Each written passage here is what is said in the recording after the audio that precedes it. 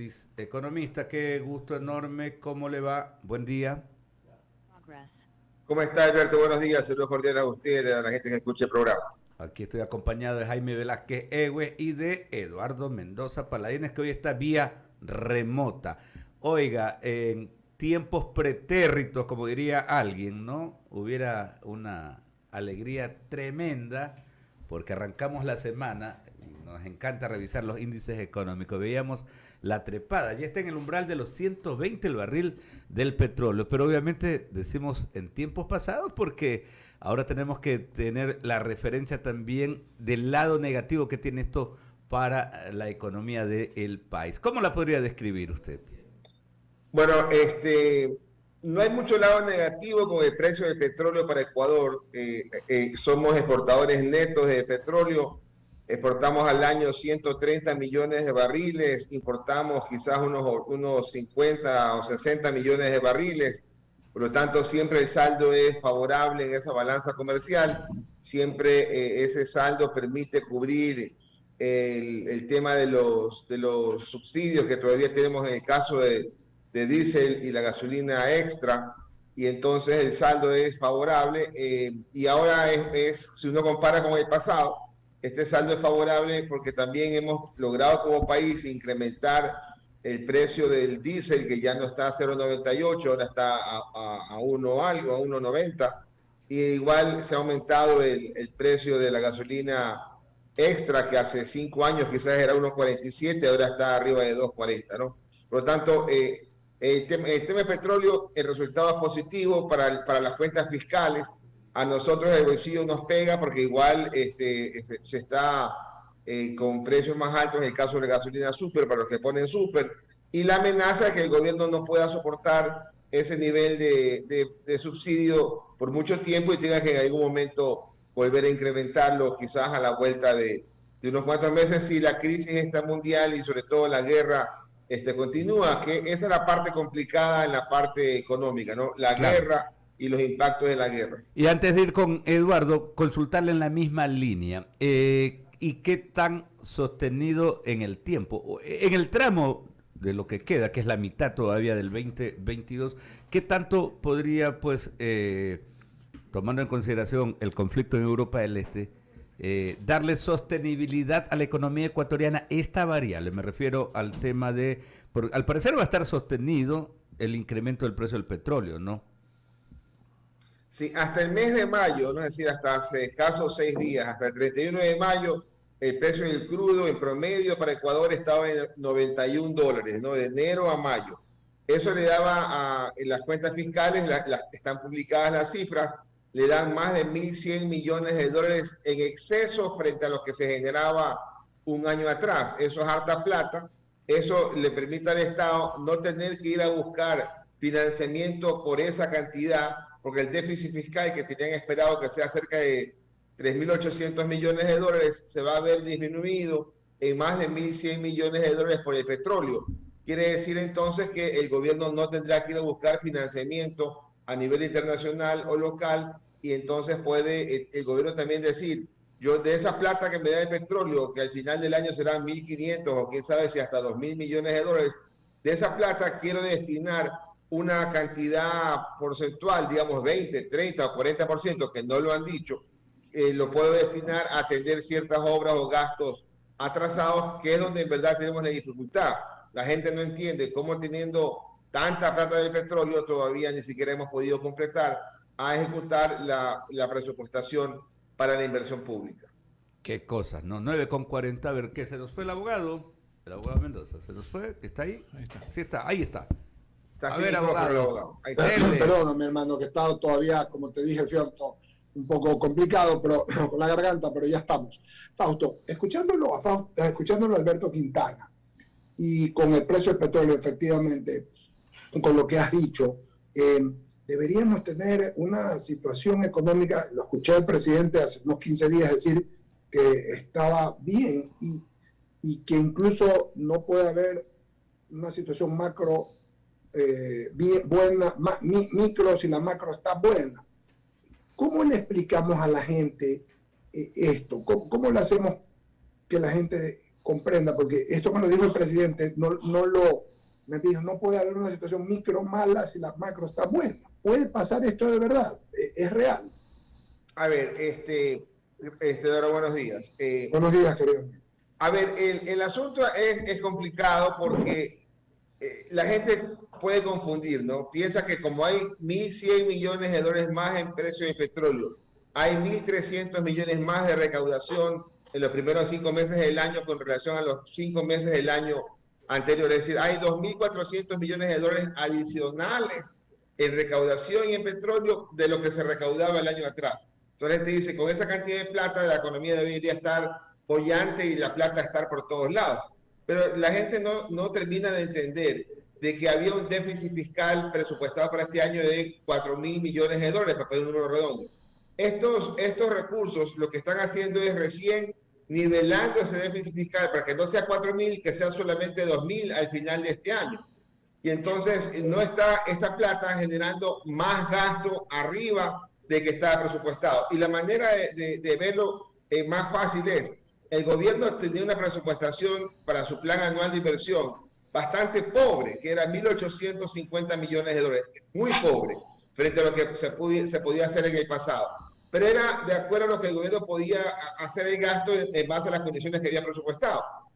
Hasta el mes de mayo, esa pobre plan anual de inversión debió haber gastado 770 millones de dólares.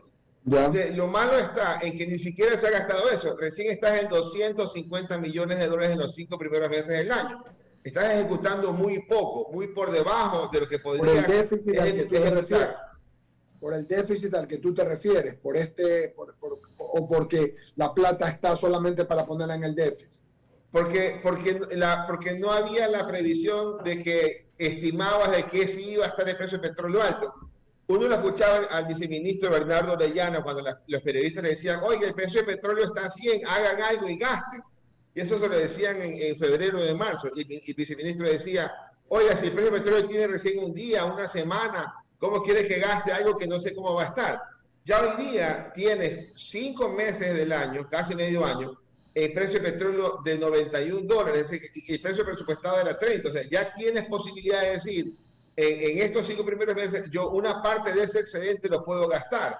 ¿Ya? Entonces, eso es lo que está faltando, que el gobierno comunique, y hemos hablado mucho sobre el tema de la gran debilidad económica, es el gasto reducido, ni siquiera el gasto presupuestado, pero más grave aún es la mala comunicación, el mensaje que no termine de pasar el gobierno a la población de qué es lo que quiere hacer, si quiere enfocar solamente que toda la plata vaya al déficit fiscal o la quiere trasladar a la economía y cuánto y cómo, ¿no?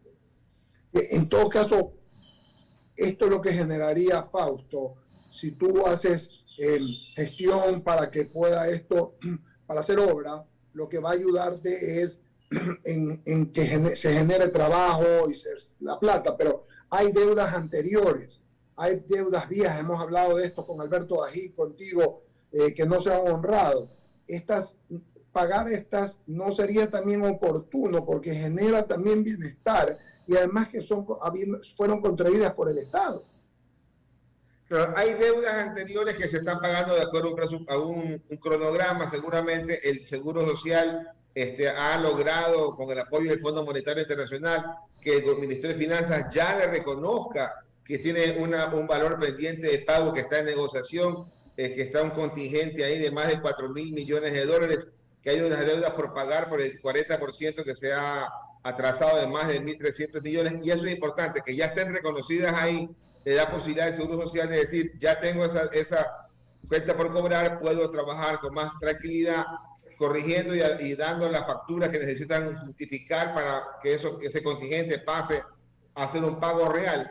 Pero también es importante los atrasos, ¿no? Hasta el mes de abril, los atrasos eran 1.300 millones de dólares. Ya en el mes de mayo, el gobierno ha logrado bajar los atrasos a 1.000 millones de dólares. Es decir, el gobierno bueno, eso es algo.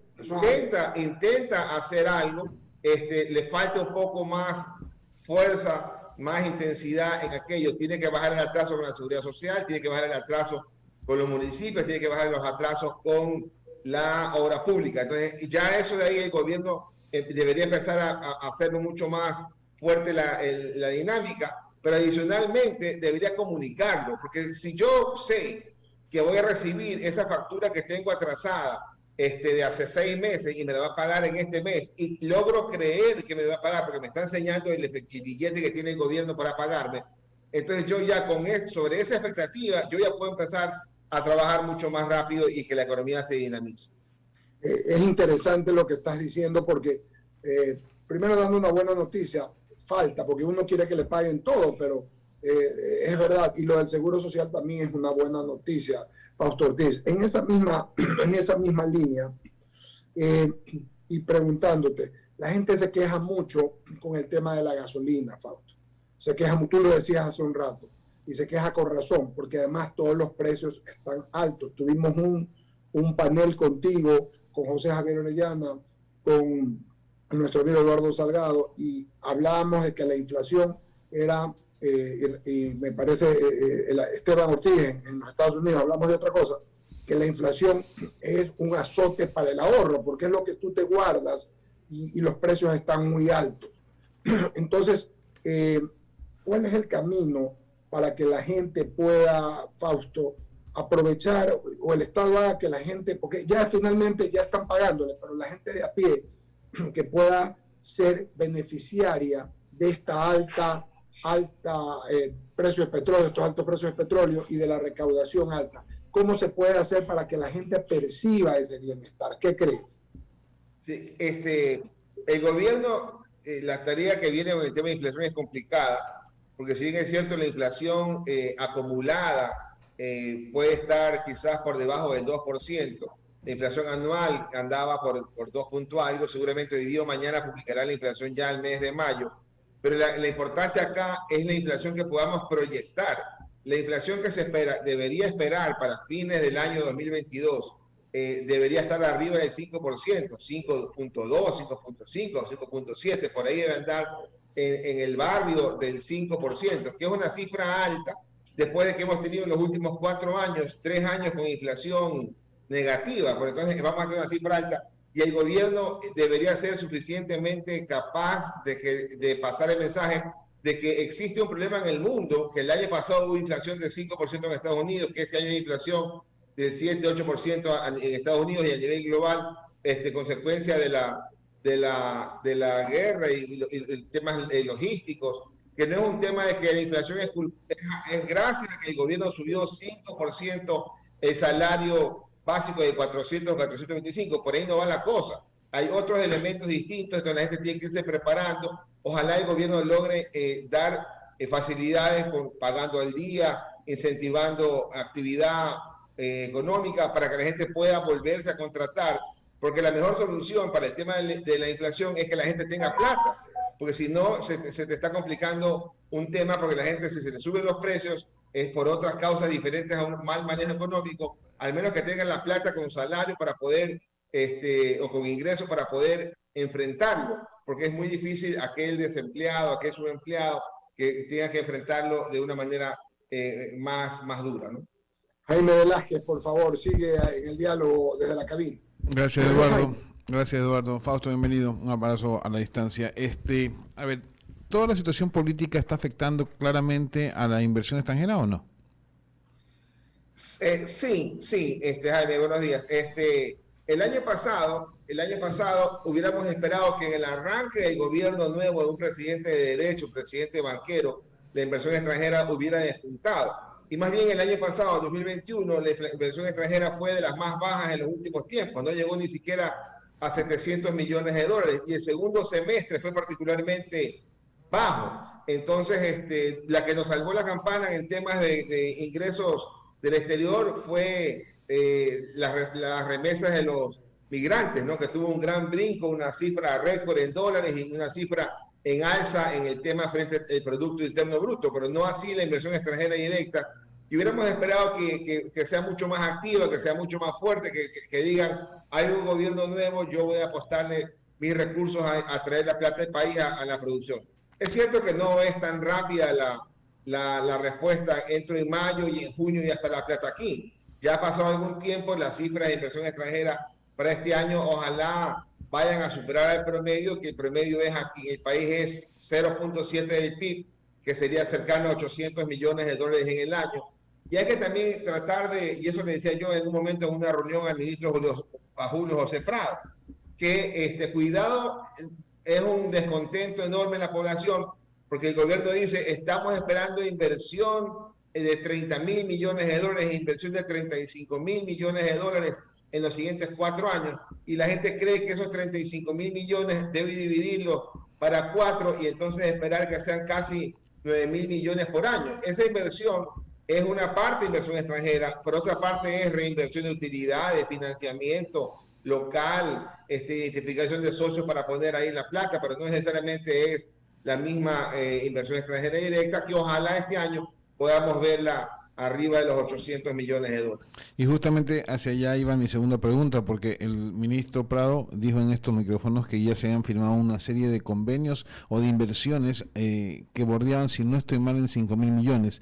Y el tema está en que esas inversiones aparentemente serían, digamos, un logro que pues va a venir en los próximos meses o próximos años. ¿Esto es así o realmente es hacia las autoridades que están reinvertidas de las mismas empresas que van a invertir?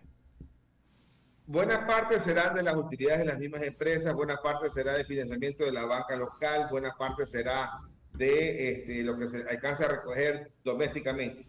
Y eso de ahí no es inversión extranjera directa. Es una inversión, es importante, será fuentes de trabajo y eso es importante de hacerlo, pero hay que tratar simplemente de que no confundamos y la gente diga, el gobierno me dijo que iba a traer 5 mil millones de inversión extranjera y no hay.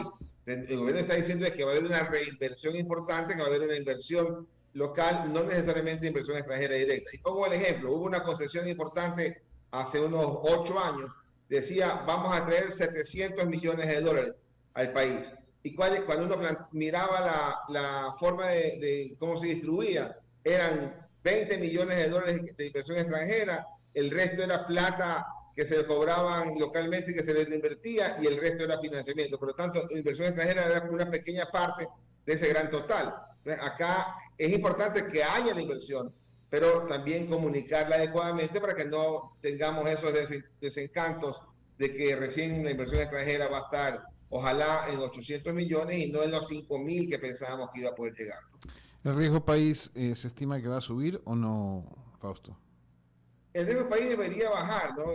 Supuestamente, cuando más alto tenemos el precio del petróleo, más debe bajar el riesgo país porque pasa el mensaje de que tengo más plata para pagar deuda y el tenedor de la deuda debería sentir tranquilo de que le van a poder pagar la deuda y por lo tanto lo que hace es comprar más deuda ecuatoriana y hacer que el rendimiento baje y baje el riesgo país. Pero eso no está ocurriendo, el déficit fiscal ha caído, también debería ayudar a decir que el riesgo país baje. Pero lo que está pasando acá es que yo creo que falta darle un mensaje a la población o el mensaje al tenedor de deuda de que este gobierno está haciendo las cosas bien y que lo que se haga bien en el tema fiscal va a seguir hacia adelante el siguiente gobierno. Porque ¿dónde se va a pagar el capital de esos bonos que fueron reestructurados? No se pagan estos 4 años de gobierno del presidente Lasso, se pagan en el siguiente periodo. Por lo tanto, la gente dice, a mí no me sirve que hoy día esté el precio del petróleo alto si el gobierno que venga va a decidir no pagarme. Entonces, el asunto es encontrar una manera de cómo dejar la economía bastante bien para poder tener un riesgo país bajo. ¿Y por qué es bajo el riesgo país? ¿Y por qué es importante? Porque necesitamos un riesgo país bajo para que las empresas locales puedan quitarle el riesgo cuando dice la invitación a alguien que traiga plata a una empresa ecuatoriana. O para que el gobierno pueda conseguir plata más baja en el mercado internacional que el actual 11% o 12% que le tocaría ir a tomar, porque en algún momento se nos va a cerrar la llave de los multilaterales.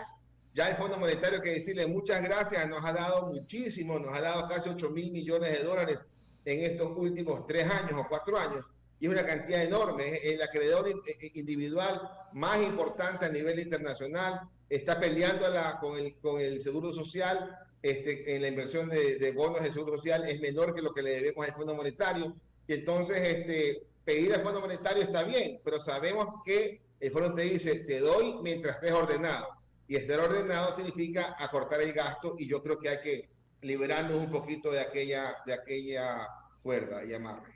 Clarísimo, Fausto, le paso a Alberto. Claro, agradecerle, ex ministro, que tenga una excelente semana, ¿no? Por permitirnos hacer este paneo completo de lo que significa la materia económica. Fausto, muchísimas gracias. A ustedes, saludos cordiales a la audiencia. Un gusto siempre. Un abrazo. Ahí está el Muy ex bien. ministro de Economía y Finanzas de nuestro país, Alberto. Fausto Ortiz, don Eduardo, tramo Oye, final, clarísimo, Jaime, minutos Alberto, finales. como siempre. Y muy claro, muy didáctico, ¿no? Porque te explica